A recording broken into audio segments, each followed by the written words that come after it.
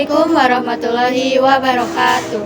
Halo semuanya, perkenalkan nama saya Alma Sania Wahyuni dari kelas 1110 dan rekan saya Sakinah Nurul Hidayah dari kelas 1110. Pada kesempatan ini kami akan menjelaskan materi sejarah mengenai dua dampak penjajahan di negara koloni. Baik, untuk penjelasan yang pertama akan dijelaskan oleh saya sendiri, lalu untuk penjelasan yang kedua akan dijelaskan oleh rekan saya. Tidak usah berlama-lama, mari langsung saja ke pembahasan yang pertama. Untuk pembahasan yang pertama, di sini saya akan menjelaskan salah satu dampak penting pada masa kolonial, yaitu dampak sosial dan budaya, khususnya dalam perkembangan pendidikan, ilmu pengetahuan, dan teknologi di Indonesia. Sebelum lahirnya politik etis, masyarakat pribumi sebenarnya memiliki akses pendidikan yang sangat terbatas. Hanya sebagian orang yang bisa bersekolah, sehingga perkembangan pendidikan pada saat itu berjalan lambat. Rakyat juga tidak dilibatkan dalam proses industrialisasi yang sehingga perkembangan teknologi pada masa itu tidak berkembang dan Indonesia tertinggal cukup jauh pada masa itu. Di sisi lain, pemerintah Belanda justru memperkenalkan berbagai teknologi modern seperti senjata, kendaraan tempur, alat transportasi hingga sistem infrastruktur yang sebelumnya belum dikenal masyarakat. Setelah itu, barulah teknologi-teknologi tersebut diperkenalkan di sekolah-sekolah kolonial maupun melalui penggunaan langsung di lapangan, sehingga masyarakat pribumi bisa melihat dan memahami teknologi dari Eropa. Barulah setelah Indonesia merdeka, akses pendidikan jauh lebih terbuka untuk seluruh masyarakat.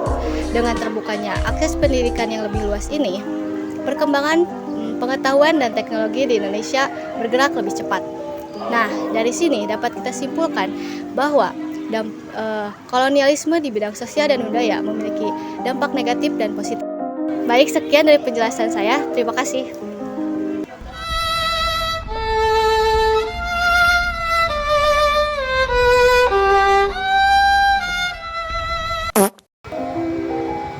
Di sini saya akan menjelaskan mengenai munculnya sentimen rasial.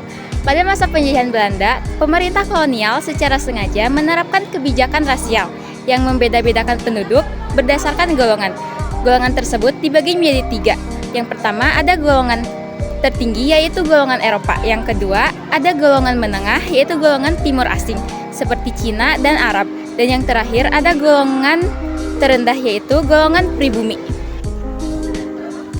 Kebijakan ini menimbulkan sentimen rasial dan ketidakadilan sosial di kalangan masyarakat pribumi, yang kemudian mendorong munculnya gerakan perlawanan terhadap diskriminasi rasial, seperti pembentukan organisasi Indo-Euro-Fairbond pada tahun 1919 oleh orang-orang Indo.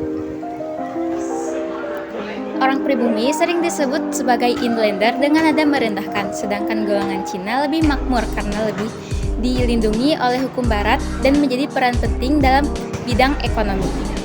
Oleh karena itu, sistem rasial pada masa kolonial menimbulkan kesenjangan sosial yang tajam dan menjadi pengingat agar kita tidak mewarisi sikap rasisme di kehidupan selanjutnya.